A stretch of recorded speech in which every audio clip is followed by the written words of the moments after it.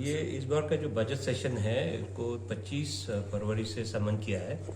तो इनिशियली हम लोग ने 25 से 12 मार्च तक। तो आज हमारा बीएससी हुआ है, तो बीएससी में हमने ये कोशिश किया कि ज़्यादा से ज़्यादा समय मेंबर्स लोग को मिले, इसलिए काफ़ी लंबा रखा है। तो हो सकता है शायद अभी बीएससी का फाइनल होगा 9 तारीख तक हम बजट सेशन को ख़त्म करेंगे। और इसमें बिल्स है, 2-3 नया बिल्स है। तो खास करके सबसे इम्पोर्टेंट है हमारा ईज़ ऑफ डूइंग बिजनेस के ऊपर में एक बिल है।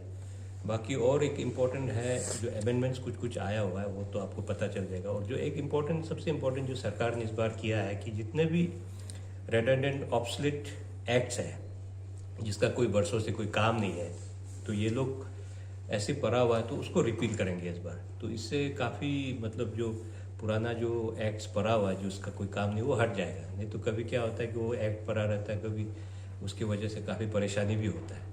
तो ये एक है। और उसके बाद आपको तो पता है first session of the year है, तो हमारा महामहिम राज्यपाल भी एड्रेस करेंगे हाउस को on the first day, that's on the 25 of February.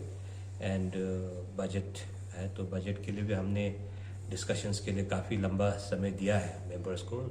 Full 2 दिन का समय दिया है ताकि लोग अपना जितना भी सुझाव हो और अपना जो सोच है वो रख सके, और अपना जो भी एस्पिरेशंस है, बजट से क्या उम्मीद करता है, वो सब सारा चीज़ रख सके। इसलिए काफ़ी इस बार हमने कोशिश किया कि जितना से जितना समय हमारा मेंबर्स को दे सके। नहीं तो पहले क्या होता था कि समय कम होने की वजह से हमें थोड़ा शॉर्ट करना पड़ता था, तो ये इस बार नहीं होगा। तो इसलिए हमें उम्मीद है कि वेरी पार्टिसिपेटरी असेंबली सेशन होगा इस बार, और इससे हमारा असेंबली और हमारा सारा सिस्टम के लिए बहुत फ़ायदा होगा। सर, इस बार हमने देखा कि मेघालय के भी स्पीकर आके काफ़ी अप्रिशिएट करके गए आपकी विधान इसको। तो आप क्या क्या अभी कुछ नया असेंबली में आने जा रहे हैं, कुछ बता दीजिए। असेंबली जो हमारा गोल है जो ई विधान का है कि हम इसको जा रहा है कि पेपरलेस असेंबली बनाएंगे। तो उसका ऑलरेडी प्रोसेस तो शुरू हो चुका है, पिछला 2 सेशन में भी हमने किया है, but yet lot of things to be done.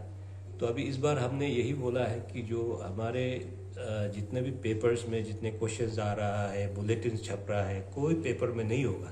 It will be all on soft. इसके बाद हमारा बजट प्रेजेंटेशन भी होगा। हम जो बजट के बुकलेट ये बांट रहा हूँ, बुकलेट भी नहीं होगा, it will be on soft. हमारा जो इन हाउस जो आपका हर ये मेंबर्स के लिए एक आपका ये है मॉनिटर है, उसमें आ जाएगा, प्लस उसके अपना एप्लीकेशंस में भी आ जाएगा। और दूसरी बात है, जैसे हमारा गवर्नर का एड्रेस है, वो भी हम पूरा सॉफ्ट कॉपी में ही ले करेंगे।